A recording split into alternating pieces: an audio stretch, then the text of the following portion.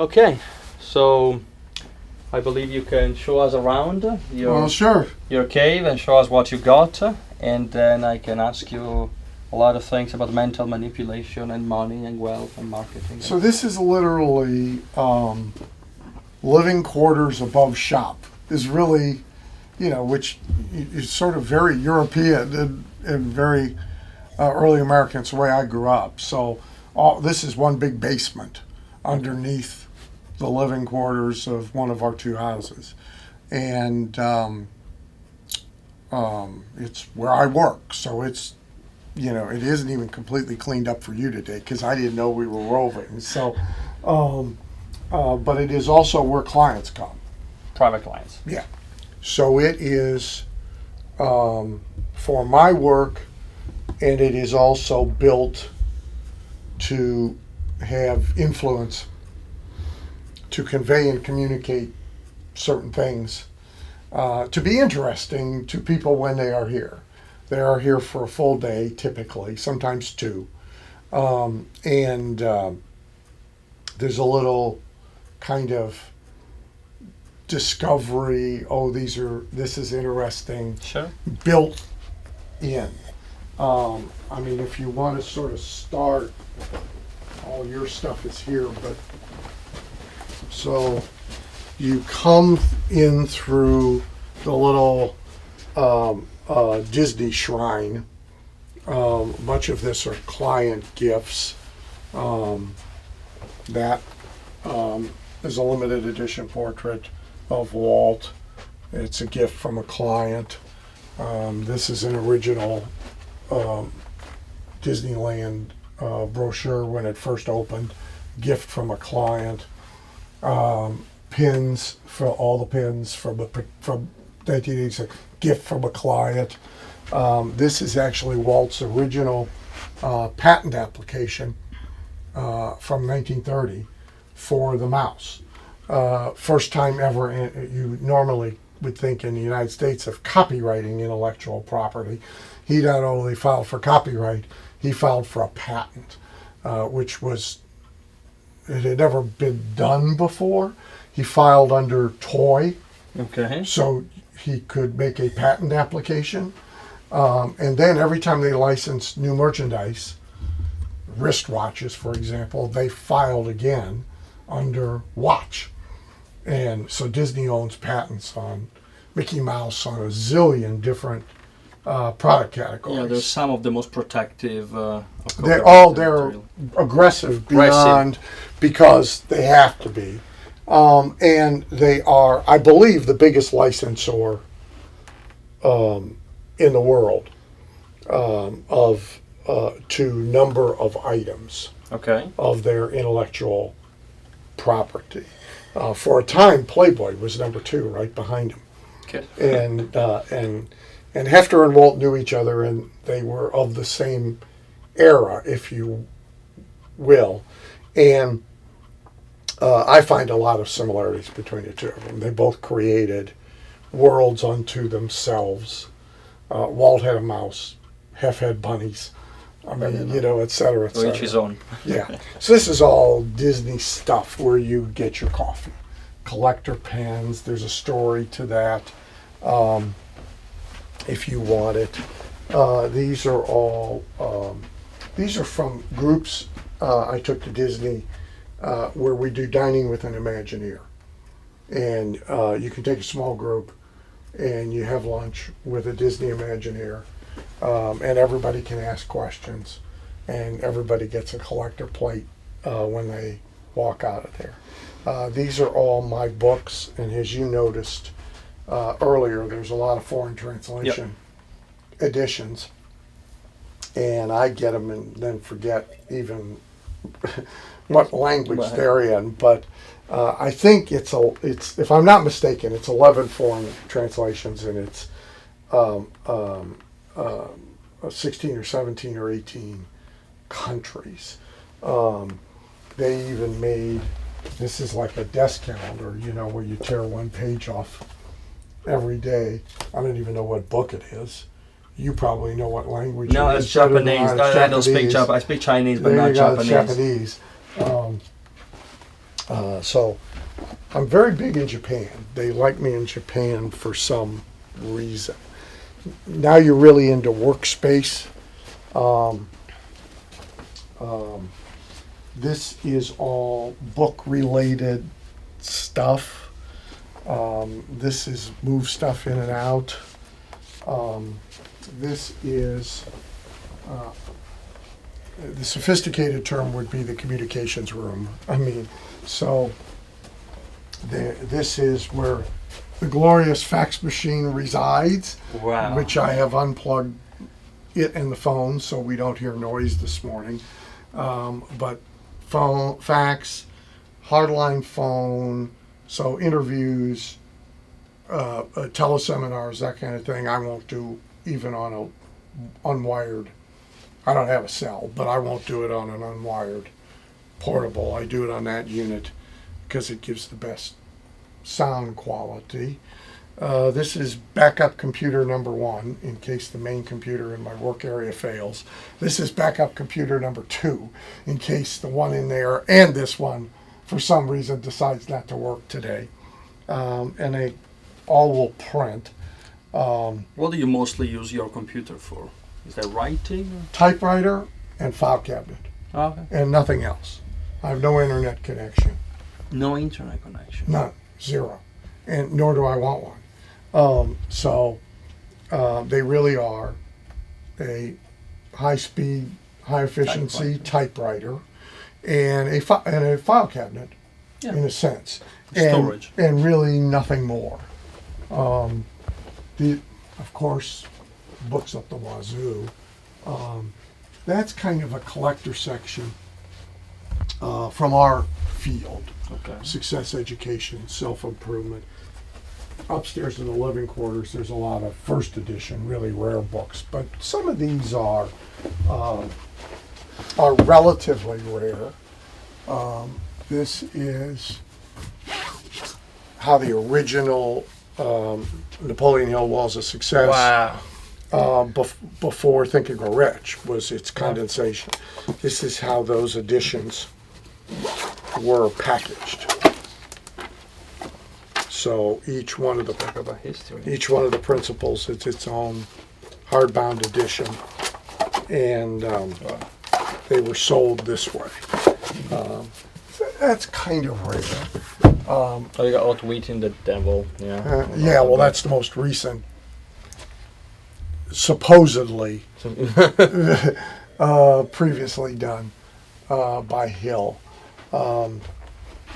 This is actually, if you want to see a relic, this is the original Napoleon Hill home study course.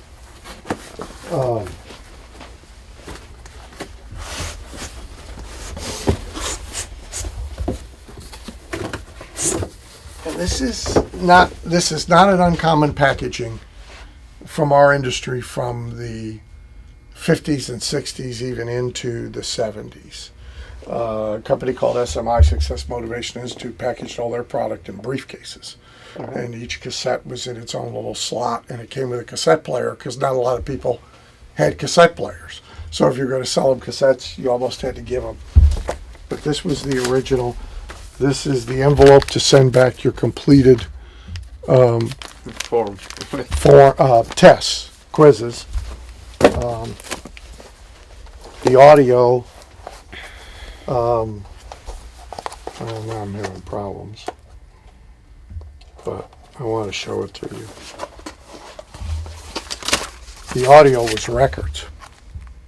So this predates audio cassettes. Absolutely. You had to sit, I mean, obviously you couldn't play a record in a car, so you had to actually sit at a desk and pay attention, right?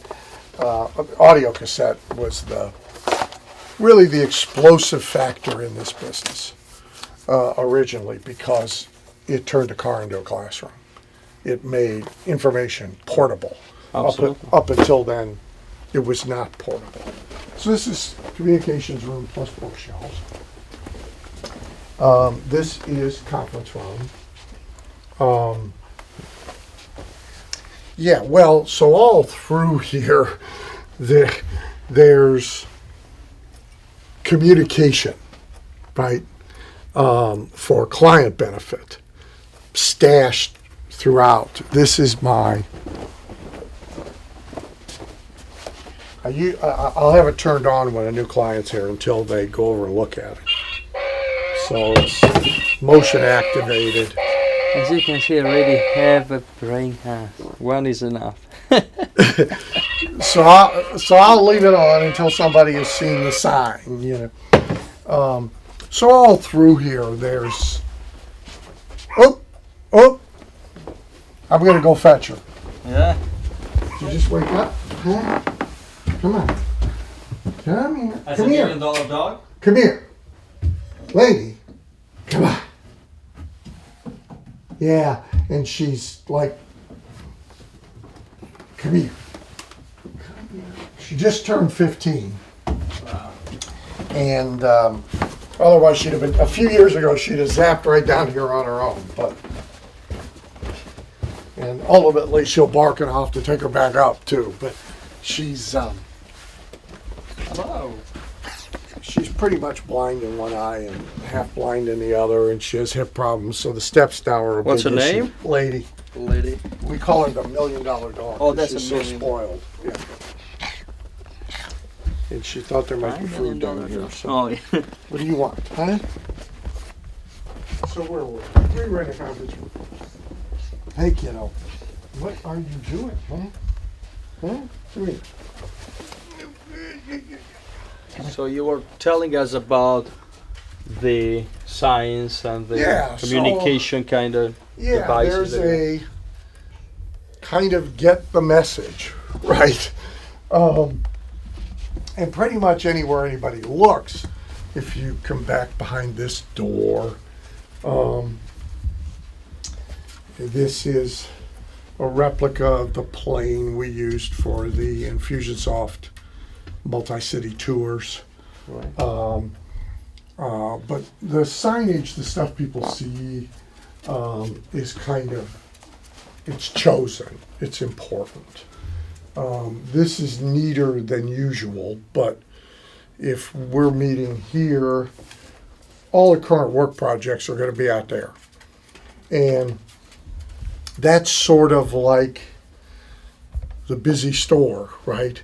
It's a visual representation that, gee, there's a lot going on. There's a lot of work in progress. Let's not waste his time, Yeah. you know. There's so people will wander around and they'll get the message.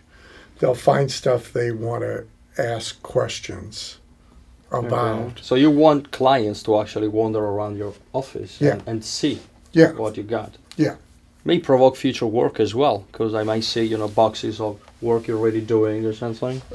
people will say, gee, can I get, Copywriting, Yeah. maybe. this is, so there's a lot of this kind of stuff around. So this is a member of ours who bought herself a classic car with Kennedy money, drove it here all the way from Canada to get a picture of me sitting in it. So there's a lot of that stuff all through the all through the space. We will have back some time ago. I ran my mastermind meetings here, but I have a few clients who bring teams, so there'll be 7, 8, sometimes as many as 10 people here. We'll catch the horse race stuff on the way out because it's sort of weird. Here's where the actual work is done. Again, a ton of resource material. These shelves are actually double-sided, the ones behind you, so there's another whole row of shelves Okay. in the back. And this is the actual cockpit. So that's actually the main computer. And Typewriter. typewriter. That's exactly correct, typewriter. And all of the, like that row on the top shelf is all thesauruses and dictionaries and the words that sell, advertising, thesauruses, all of the stuff that I would refer to routinely is within reach of either not having to stand up or standing up in space. So I will, on a writing day, be right there and pretty much not move for 4 or 5 hours at a time. And I may, if I'm up against deadline, unplug the phone. Not that I get very many incoming calls without them being preset anyway, but I will unplug the phone and I'll unplug the fax. And then there is zero interruption, zero disturbance. As you can see, there's no windows. There's one little one, Yeah. but you can't really. So there's, I mean, it really is very cave-like. We'll hear the noise as we go along. That clock goes off every hour and makes noise. There's a lot of clocks because I work to self-imposed deadlines. This thing has been allocated an hour and a half, and it's got to be done in an hour. So I'm really time conscious. Which in these days of social media interaction and Facebook and Twitter and Well- the phone going off every 2 minutes is crazy. People ask all the time how I'm so prolific. Yeah. How I outproduce everybody. Well, it's because I'm actually, when I work for an hour, I actually work for an hour. See, most people work for 3 minutes because they are constantly disrupted. I made the mistake in 1979 or 80 in a company I took over at that time with a bunch of employees of at the time a popular management idea was open door policy. Yeah. And I made the mistake of making a big to-do of taking the door off the president's office and mounting it on the wall and putting in an open door policy. And it almost killed me. I mean, then I'm getting there at 5 o'clock in the morning to get the real work done before the inmates arrive and begin their parade of nonsense, you know. So this didn't last very long, but I learned my lesson. And if you think about what people are doing to themselves today, they not only is the door open, they don't even have any walls. They're like constantly connected to this mental and emotional disruption. It is a disruption. Right. And it fries your brain. as So well. yeah. There's no possible way that you can do focused quality work. I don't care if you're talking to somebody on the phone for an important call, if you're writing, as I spend a third of my life doing, if you're sitting in here consulting. There's no way you can do good focused work if you're constantly wanting to check this thing or this thing is intruding. You see at a seminar, which we both do. Yeah. So people will be in the room for, let's say, 2 hours, dealing with whatever subject matter we're all involved in, right?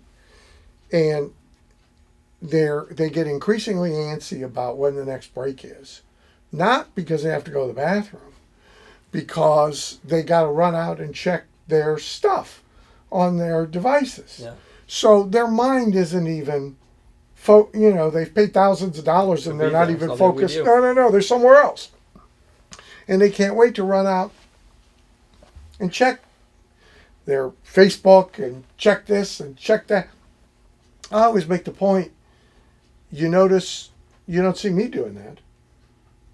I'm here all 3 days with everybody, and you don't see me doing that on a break. So who has their life in better condition, me or you? Because I can go 3 days I can sit here for 3 days and not be disturbed. Carla's on vacation right now at a beach house, but if she were here, the house would have to be on fire for her to come down here and bother me.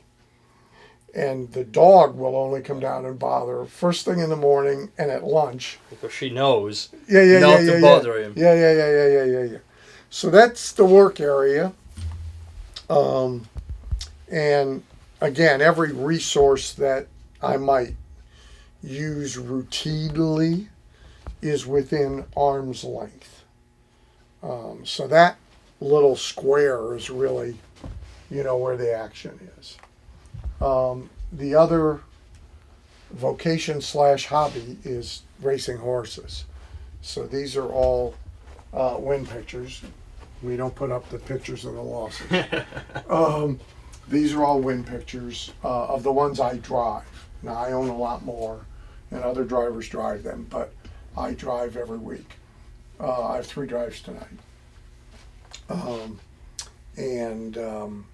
They're standard breds. Most people are more familiar with thoroughbreds, the Kentucky Derby type of horse. Okay. This is its own breed, standard bred, and it's called harness racing. We have about 300 tracks in America. Okay. It's big in Australia, big in Right. New Zealand, not much in Asia. Sweden and Norway have limited meets, and they race with them attached to sleds instead of wheeled sulkies. But this is actually the only homegrown American sport there is. We took everything else from somewhere else, including baseball. Oh, I didn't know that. Yeah, there was a precursor to baseball really? from which we borrowed. Wow. Thoroughbred racing came to us from Europe, from England. This actually began with farmers racing each other In the with US. their milk cart horses and their plow horses. And so this is a homegrown American sport. So how many horses do you own? It goes up and down. Right now it's about 22. And there's 7 right now that I'm driving. Okay. There's always a empty frame on the wall for the next win picture. Wow. Arnold Palmer, the great American golfer, always put an empty trophy case on his shelf next to the last trophy, Right. waiting for The the next one. next win. And I adopted the practice some years ago. And we got some money here. Yeah, Bundle. there's money stuff everywhere. If you roam around, I mean, the 3 commonalities are really clocks, time, money, and items that convey, however eccentric it may be, a level of success. I mean, horse racing is there because I want to see it, but it's also there because it's my thing that my success makes possible. Yours might be a yacht. Yeah. Yours might be a plane. Yours might be big buildings, big fancy buildings. Mine is things you invest in that eat while you sleep. So how expensive is a horse? Because I used to have a horse as a child. So, I mean, these earn money, and you can, of course, run it loose or tight depending upon your objectives. But you're going to spend, well, first of all, the purchase price is only the beginning. It's like buying a boat, right? But these things will range in price from a few $1,000s, $3,000, $4,000, $5,000, to $200,000, $300,000, and everything in between. We have stuff in the barn right now. I just bought one 2 days ago for $25,000, and there's stuff in the barn that is only worth $3,000 or $4,000.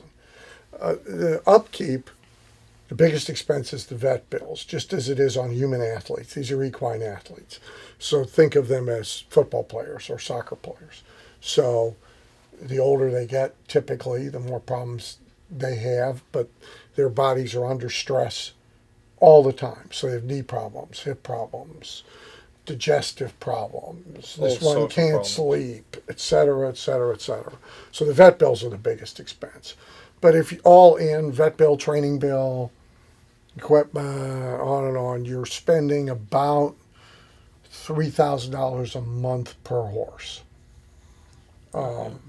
So I'm in the neighborhood of $1 million a year operation.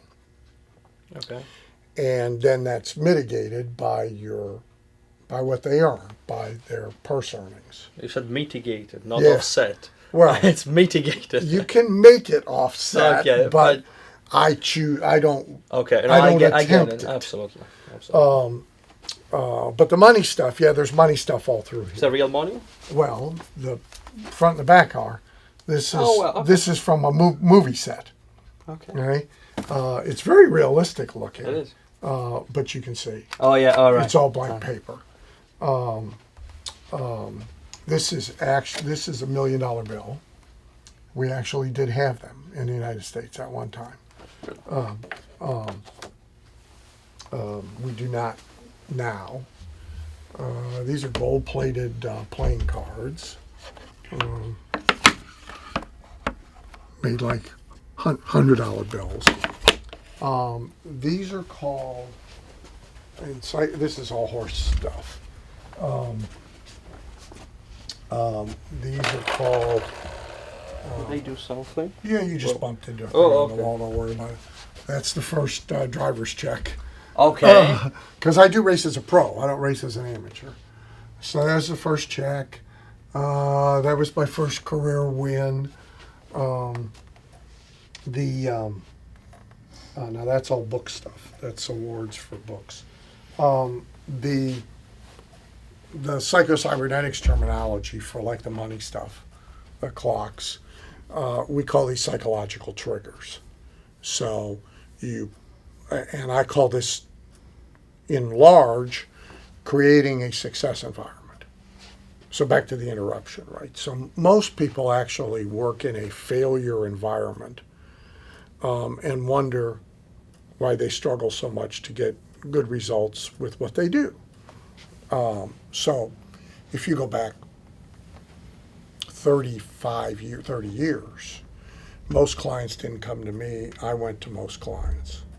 Well, home field advantage is substantial. And I figured it out fairly early. So I make clients come to me because I don't want to travel, but it also is its own home field advantage. You're much better off dealing with a client in your environment than you are in their environment.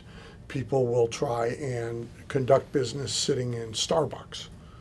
Well, Laptop lifestyle. yeah. So I call that a failure environment. A success environment is built to facilitate what it is that you do and the way that you perform best, right?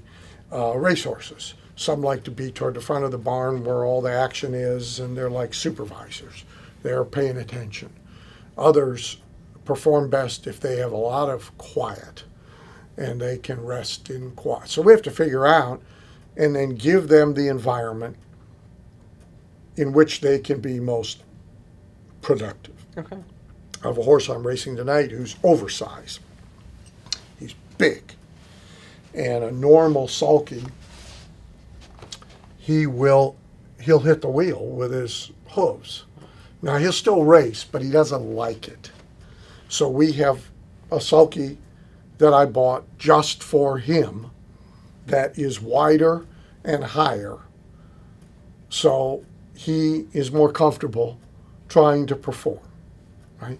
So you do the same thing for yourself, right? Is you create a success environment to produce in.